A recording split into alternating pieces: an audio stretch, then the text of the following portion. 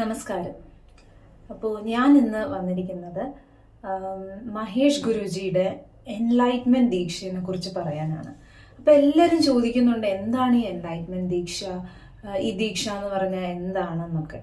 അപ്പോൾ ആദ്യം നിങ്ങൾ മനസ്സിലാക്കേണ്ടത്, നമ്മളൊക്കെ ഈ ഭൂമിയിലേക്ക് വന്നത് ഒരു കാര്യത്തിന് വേണ്ടിയിട്ടാണ്. ബട്ട് നമുക്ക് അതെന്താണെന്ന് നമ്മൾ അറിഞ്ഞിട്ടുമില്ല, അത് അറിയാൻ നമ്മൾ ശ്രമിച്ചിട്ടുമില്ല. അപ്പോൾ ഒരു ജേർണിയിൽ നമ്മൾ പല വഴികളിലൂടെ ഒക്കെ സഞ്ചരിക്കും. ഒരു പോയിന്റ് എത്തുമ്പം നമ്മൾ സ്പിരിച്വലിലേക്ക് ടേൺ ആവും. അങ്ങനെ സ്പിരിച്വാലിറ്റിയിൽ താല്പര്യമുള്ളവർക്ക് നമ്മളെ കോണ്ടാക്ട് ചെയ്യാവുന്നതാണ്. അതായത് എന്താണ് എൻലൈറ്റ്മെന്റ്? നമ്മളിപ്പോൾ ലൈഫിൽ കുറേ കാര്യങ്ങൾ നമ്മൾ ചെയ്യുന്നുണ്ട്, എന്താണെന്ന് പോലും അറിയാണ്ട് നമ്മൾ കണ്ടറിവ് കേട്ടറിവ് ആ ഒരു രീതിയിലാണ് നമ്മൾ മുന്നോട്ട് പോയിക്കൊണ്ടിരിക്കുന്നത്.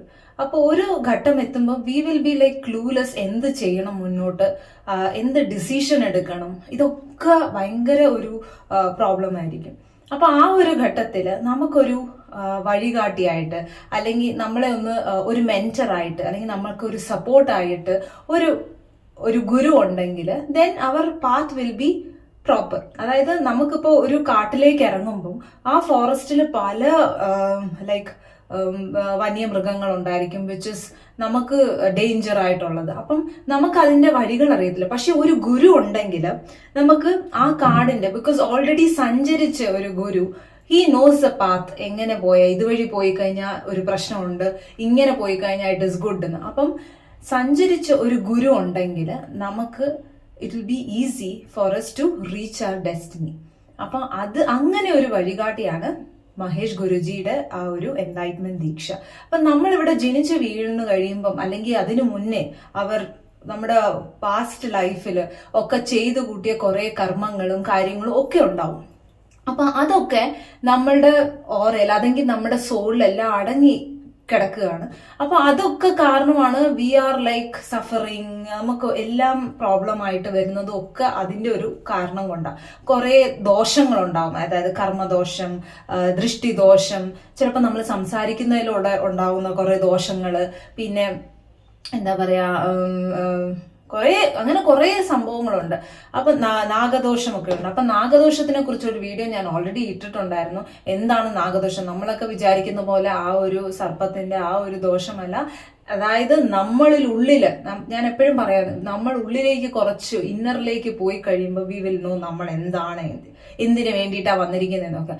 അങ്ങനെ നമ്മുടെ ഈ ഒരു സോളിനകത്തുള്ള ഒരു ആകൃതിയാണ് ഈ അത് ഒരു പാമ്പിന്റെ രൂപം ഉള്ളത് കൊണ്ടാണ് പീപ്പിൾ ആർ ലൈക്ക്, ഓ നാഗദോഷം എന്ന് പറഞ്ഞാൽ സർപ്പത്തിന്റെ. It is not like that. അത് നമ്മുടെ ഉള്ളിലുള്ള ചക്രാസിന്റെ ഒക്കെ ഒരു അലൈൻമെന്റും അതൊക്കെയാണ് ഈ ഒരു നാഗദോഷം. അതിന്റെ ഒരു വീഡിയോ ഓൾറെഡി മഹേഷ് ഗുരുജി പറഞ്ഞിട്ടുണ്ട് എന്താണെന്നുള്ളത്. അപ്പോ ആ ദോഷങ്ങളും, നമ്മൾ കർമ്മദോഷം, നമ്മൾ അറിഞ്ഞോ അറിയാതെയോ ഒക്കെ ചെയ്ത കുറെ കാര്യങ്ങളില്ലേ, അപ്പൊ ആ ദോഷങ്ങളൊക്കെ നമ്മുടെ സോളിൽ അടങ്ങി കൂടിയിട്ടുണ്ടാവും. അപ്പൊ അത് കാരണവും നമുക്ക് മുന്നോട്ട് പോകാൻ ഒന്നും പറ്റത്തില്ല. നമ്മുടെ ജേർണി അവിടെ സ്റ്റോപ്പ് ആവും. വിൽ ബി ലൈക്ക് ക്ലൂലെസ്, ഡിപ്രഷനിലേക്ക് പോവുക, എല്ലാത്തിലും പ്രശ്നമാവുക. ഇതൊക്കെ ഒരു കാരണമാണ് നമ്മൾ ചെയ്ത് കൂട്ടിയിരിക്കുന്ന കർമ്മങ്ങൾ, അറിഞ്ഞോ അറിയാതെയോ. ആൻഡ് ദെൻ വന്നിട്ട് നാഗദോഷം, നമ്മൾ ഒരാളെ സംസാരത്തിലൂടെ അല്ലെങ്കിൽ ദൃഷ്ടിയിലൂടെ ഒക്കെ പ്രശ്നങ്ങളുണ്ട്. അപ്പൊ അതിനൊക്കെ ഉള്ളതാണ് ഈ നാക്കുദോഷം, ദൃഷ്ടിദോഷം, ഇങ്ങനെയൊക്കെയുള്ള കാര്യങ്ങളൊക്കെ നമുക്ക് നമ്മുടെ സോളിൽ അടങ്ങിയിട്ടുണ്ട്.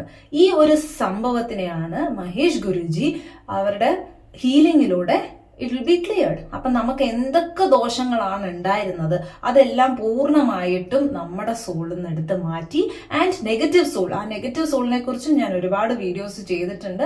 അഗൈൻ ഐ എം ടെല്ലിങ്, നമ്മുടെ ചുറ്റിനുമുള്ളത് പോസിറ്റീവ് ഉണ്ടെങ്കിൽ ഡെഫിനറ്റ്ലി നെഗറ്റീവ് ഉണ്ട്. അപ്പൊ 99% നെഗറ്റീവ് ആണുള്ളത്. അപ്പം നമ്മളൊരു സംസാരത്തിലൂടെ ആകുമ്പോൾ ആ നെഗറ്റീവ് അടിച്ചു കയറും. And it is very easy. നമ്മുടെ ഓറ ഡൗൺ ആയി കഴിയുമ്പോൾ ഒരു തുറന്ന വീട് പോലെ അല്ലെങ്കിൽ തുറന്ന അമ്പലം പോലെ any trespasses can get inside. അതേപോലെ തന്നെയാണ് നെഗറ്റീവ്സിന് നമ്മുടെ സോളിലേക്ക് കയറാം. ആൻഡ് ദി ഒറിജിനൽ സോളിന് എന്താണ് നമുക്ക് ചെയ്യാനുള്ളത് അതൊന്നും ചെയ്യാൻ സമ്മതിക്കാൻ, and they will be ruling us. ആ ഒരു രീതിയിലാണ് മുന്നോട്ട് പോയിക്കൊണ്ടിരിക്കുന്നത്. അപ്പൊ ആ നെഗറ്റീവ് എനർജീനെ വേരോടെ പിഴുത് കളയാനും, ബാധ എന്നൊക്കെ പറയും. ഇപ്പൊ ഒരു സോള്, ഇപ്പൊ നമ്മുടെ ശരീരത്തിൽ നിന്ന് സോള് പോയി കഴിഞ്ഞാൽ ഡെഫിനറ്റ്ലി അത് നെഗറ്റീവായി മാറും.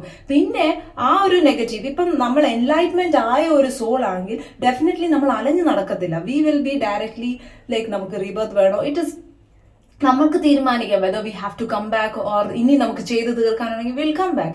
പക്ഷേ അല്ലാത്ത സോൾ, എൻലൈറ്റ്മെന്റ് ആവാത്ത സോൾ ആണെങ്കിൽ വാട്ട് ഹാപ്പൻസ്, അത് ഇങ്ങനെ നെഗറ്റീവായി മാറി നമുക്ക് ഇപ്പൊ നമ്മൾ വിചാരിക്കും അയ്യോ നമ്മുടെ ഒറ്റ സുഹൃത്തോ അല്ലെങ്കിൽ നമ്മുടെ റിലേഷനുള്ള ആളല്ലേ പോയിരിക്കുന്നത്, ദിൽ ബി വെരി, അവര് ജീവിച്ചിരുന്നപ്പോ they were very close to us. പക്ഷേ വൺസ് ആ ഒരു സോൾ ആ ഒരു ബോഡിയിൽ നിന്ന് പോയി കഴിഞ്ഞാൽ ഇറ്റ് ഇസ് നെഗറ്റീവ്. പിന്നെ നമ്മുടെ അടുത്തേക്ക് വരുമ്പോൾ ഇറ്റ് ഇസ് ഓൾവേസ് നെഗറ്റീവ് ആയിട്ടാണ് നമുക്ക് ആ ഒരു സിറ്റുവേഷൻ ക്രിയേറ്റ് ചെയ്യുന്നത്. ആ നെഗറ്റീവ്, ആ ബാധ, ആ ദോഷങ്ങൾ മാറ്റുക. അപ്പൊ വാട്ട് ഓൾ നമ്മൾ ഈ ഒരു ബേർത്ത് തൊട്ട് അല്ലെങ്കിൽ കഴിഞ്ഞ ജന്മം തൊട്ട് ഈ ബേർത്തിൽ കൊണ്ടുവന്നിരിക്കുന്നത് ടിൽ ദ മൊമെന്റ്, അതായത് ഞാൻ പറയത്തില്ല ആ മൊമെന്റ് വരെയുള്ള സംഭവങ്ങളാണ് മഹേഷ് ഗുരുജി ഈ ഒരു എൻലൈറ്റ്മെന്റിലൂടെ മൊത്തം ക്ലിയർ ചെയ്യുന്നത്. അത് ക്ലിയർ ചെയ്ത് കഴിയുമ്പം you will be your original soul. And what happens after that he will tell you എങ്ങനെ മെഡിറ്റേഷൻ ചെയ്യണം. ജീവിതത്തിൽ നമുക്ക് മുന്നേറണമെങ്കിൽ കുറച്ച് ചിട്ടകൾ വേണം. സെൽഫ് ഡിസിപ്ലിൻ എന്നൊരു സംഭവമുണ്ട്. ആ ഡിസിപ്ലിൻ അല്ലെങ്കിൽ ഡെഫിനറ്റ്ലി നമ്മുടെ ലൈഫിൽ മുന്നോട്ട് പോകാൻ പറ്റത്തില്ല. അതുകൊണ്ടാണ് നേരത്തെ നമ്മൾ സ്കൂളിലൊക്കെ പഠിച്ച early to bed, early to rise എന്നൊക്കെ പറയും. പക്ഷെ where are we following it? Nothing അല്ലേ. പക്ഷെ അതൊക്കെ നമ്മൾ ഇവിടെ പഠിപ്പിക്കും. നേരത്തെ എണ്ണിക്കുക ആൻഡ് സിസ്റ്റം ഉണ്ടായിരിക്കും. അതായത് മെഡിറ്റേഷൻ ചെയ്യണം. നമുക്ക് നമ്മുടെ ലൈഫിൽ ഒരു 24 hours ഒരു ദിവസം ഉണ്ടെങ്കിൽ നമ്മൾ എന്തൊക്കെ കാര്യങ്ങൾ നമുക്ക് വേണ്ടി എന്നുള്ള രീതിയിൽ ആ അരമണിക്കൂർ ഏർലി മോർണിംഗ് കുറച്ച് മെഡിറ്റേഷൻ കാര്യങ്ങളും ചെയ്ത് then you can do. It is like നമ്മൾ എത്ര പേരായിട്ട് ഇടപെടുന്നതായിരിക്കും, അവരുടെ ഓരോ തോട്ട്സ് നമ്മളിലേക്ക് വരുന്നു, ആ ഒരു എനർജി. അപ്പൊ ഇതിനൊക്കെ മാറ്റാനും and making us to leave the present, പാസ്റ്റിനെ കുറിച്ച് ചിന്തിക്കാനോ നാളെ എന്താവുന്നതിനെ കുറിച്ച് ചിന്തിക്കാനോ ഒന്നും നമുക്കപ്പൊ തോന്നത്തില്ല. ഇതൊക്കെ ഒരു പ്രാക്ടീസിലൂടെ കൊണ്ടുവരാൻ പറ്റത്തുള്ളൂ, ഒരു ചിട്ടയിലൂടെ കൊണ്ടുവരാൻ പറ്റത്തില്ല. അതൊക്കെയാണ് നമ്മളിവിടെ പഠിപ്പിക്കുന്നതും. And making you to love yourself and to understand എന്താണ് റിയൽ സ്പിരിച്വാലിറ്റി. അല്ലാതെ നമ്മൾ ഈ കാണുന്നതോ ഇതൊന്നുമല്ല. ടു നോ യുവർ സെൽഫ്, ആ ദൈവം, ആ ഗോഡ് എന്ന് പറയുന്നത് it is there in us. അപ്പം ആ ദൈവത്തെ അറിയിക്കാനാണ് നമ്മളിപ്പം ഈ ഒരു മിഷനായിട്ട് വന്നിരിക്കുന്നത്. And it is for everyone. ഈ വേൾഡ് മൊത്തം have to understand and come to the path. Like അവനവനിൽ തന്നെയുണ്ട് ആ ദൈവം. And when you realise no, then everything will be, എല്ലാം വളരെ സിമ്പിൾ ആയിരിക്കും. And will be very happy.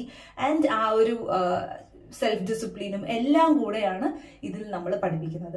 അപ്പൊ കൂടുതൽ എന്തെങ്കിലും ഡൗട്ടുകളും കാര്യങ്ങളും എന്തെങ്കിലും ഉണ്ടെങ്കിൽ നിങ്ങൾക്ക് കമന്റ് ബോക്സിൽ അറിയിക്കാവുന്നതാണ്. And you can contact Mahesh Guruji. ആ നമ്പർ ഞാനിവിടെ കൊടുത്തിട്ടുണ്ട്. അപ്പൊ ഡയറക്ട്ലി നിങ്ങൾക്ക് ദീക്ഷ എടുക്കാവുന്നതാണ്.